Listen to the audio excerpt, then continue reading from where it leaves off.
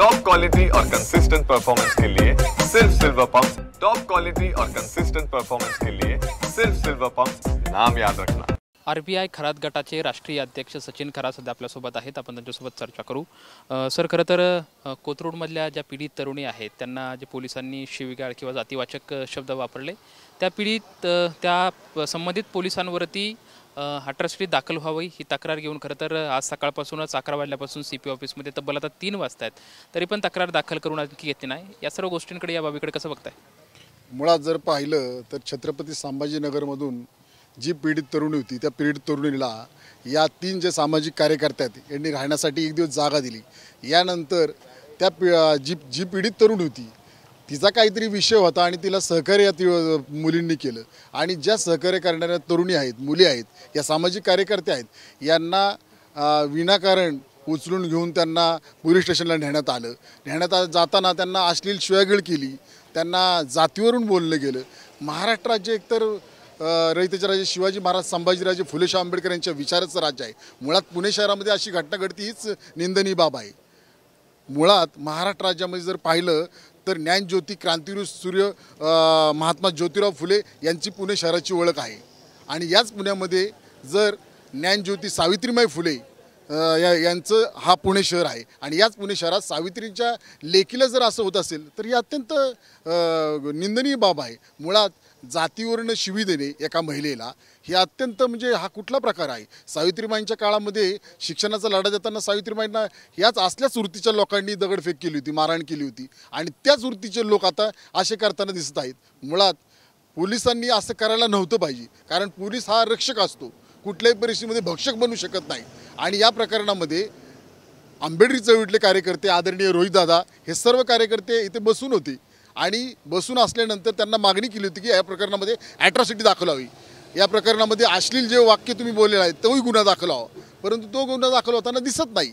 परंतु यापुढे गुन्हा दाखल झाला पाहिजे यासाठी सामाजिक काही कार्यकर्ते बसून आणि वकील काही बसून आणि त्यांना ते पोलीस साहेबांना निवेदन देऊन त्यानंतर नेमकं पोलीस साहेब काय निवेदन देतील हे सगळ्यांना समजेलच असं तिथं एकंदर ठरलेलं आहे।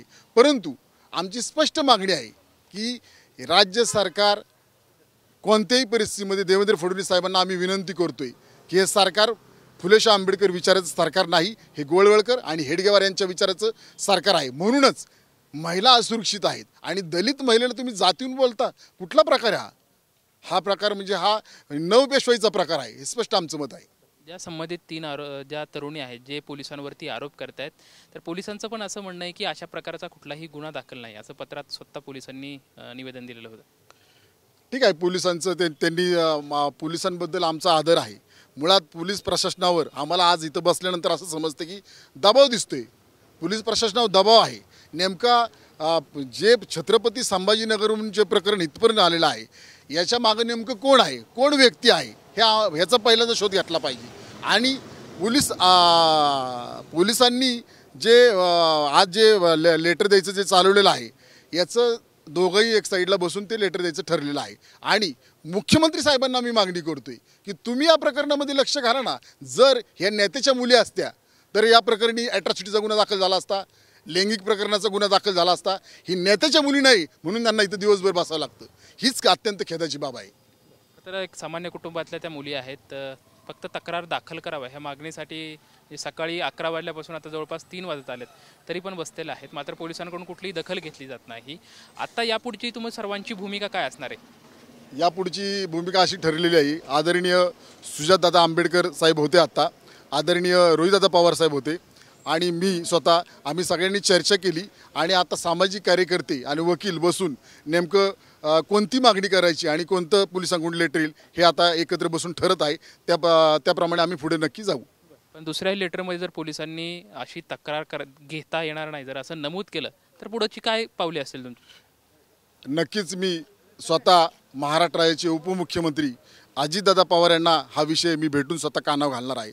राज्यामध्ये अजितदादा हे पुणे जिल्ह्याचे पालकमंत्री आहेत आणि अजितदादा हे फुले शाहू आंबेडकर विचाराचे आहेत, त्यामुळे नक्कीच त्यांना मी भेटून एक कानावर घालणार आणि मागणी करणार की या प्रकरणामध्ये ॲट्रॉसिटीचा गुन्हा आणि लैंगिक जे वाक्य बोललेलं आहे, अश्लील वाक्य बोललेलं आहे त्याबद्दलचा सुद्धा गुन्हा दाखल झाला पाहिजे, हे स्वतः मी मागणी करणार आहे। आपण बघू शकतोय की खरात गटाचे जे राष्ट्रीय अध्यक्ष आहे सचिन खरात यांचं म्हणणं आहे की या प्रकरणात जर पोलिसांनी कुठलीही दखल घेतली नाही तर राज्याचे उपमुख्यमंत्री अजित पवार यांना भेटून या सर्व प्रकरणाबाबतीत आम्ही त्यांच्या कानावरती घालणार आहोत अशी प्रतिक्रिया जी आहे त्यांच्याकडून आपल्याला पाहायला मिळते. कॅमेरामॅन नागेश मर्डेसोबत लक्ष्मण जाधव, TV9 मराठी, पुणे.